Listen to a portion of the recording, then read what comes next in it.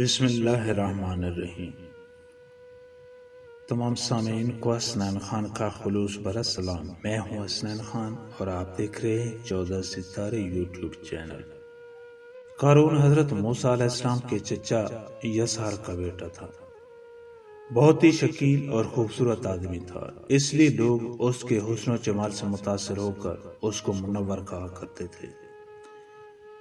اس کے ساتھ ساتھ اس میں یہ کمال بھی تھا کہ وہ بنی اسرائیل میں تورات کا بہت بڑا عالم اور بہت ہی ملنسار و با اخلاق انسان تھا، اور لوگ اس کا بہت ہی ادب و احترام کرتے تھے۔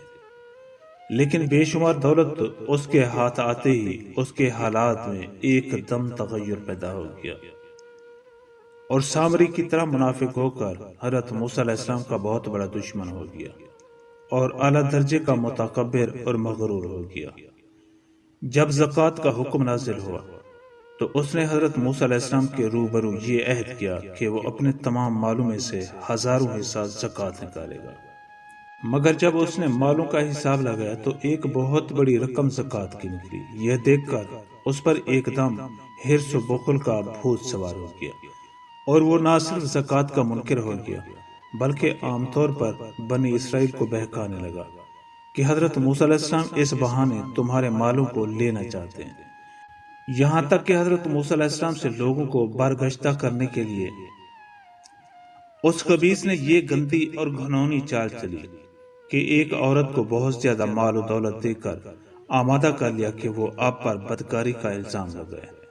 چنانچہ عین اس وقت جب حضرت موسیٰ علیہ السلام وعظ فرما رہے تھے، قارون نے آپ کو ٹوکا کہ فلاں عورت سے آپ نے بدکاری کی ہے۔ حضرت موسیٰ علیہ السلام نے فرمایا کہ اس عورت کو میرے سامنے لاؤ۔ چنانچہ وہ عورت بلائی گئی تو حضرت موسیٰ علیہ السلام نے فرمایا کہ اے عورت، اس اللہ کی قسم جس نے بنی اسرائیل کے لیے دریا کو پھاڑ دیا اور عافیت و سلامتی کے ساتھ دریا کے پار کرا کر فرعون سے نجات دی، سچ سچ کہہ دے کہ واقعہ کیا ہے۔ حضرت موسیٰ علیہ السلام کے جلال سے عورت سہم کر کانپنے لگی، اور اس نے مجمع عام میں صاف صاف کہہ دیا کہ اے اللہ کے نبی، مجھ کو قارون نے کثیر دولت دے کر آپ پر بہتان لگانے کے لیے آمادہ کیا ہے۔ اس وقت حضرت موسیٰ علیہ السلام آپ دیدہ ہو کر سجدہ شکر میں گر پڑے اور بحالت سجدہ آپ نے یہ دعا مانگی کہ یا اللہ، قارون پر اپنا قہر و غضب نازل فرما دے۔ پھر آپ نے مجمع سے فرمایا کہ جو قارون کا ساتھی ہو وہ قارون کے ساتھ ٹھہرا رہے، اور جو میرا ساتھی ہو وہ قارون سے جدا ہو جائے۔ چنانچہ 2 خبیثوں کے سوا تمام بنی اسرائیل قارون سے الگ ہو گئے۔ پھر حضرت موسیٰ علیہ السلام نے زمین کو حکم دیا کہ اے زمین، تو اس کو پکڑ لے، تو قارون ایک دم گھٹنوں تک زمین میں دھنس گیا۔ پھر آپ نے دوبارہ زمین سے فرمایا تو وہ کمر تک زمین میں دھنس گیا۔ یہ دیکھ کر قارون رونے اور بلبلانے لگا اور قرابت و رشتہ داری کا واسطہ دینے لگا، مگر آپ نے کوئی التفات نہ فرمایا، یہاں تک کہ وہ بالکل زمین میں دھنس گیا۔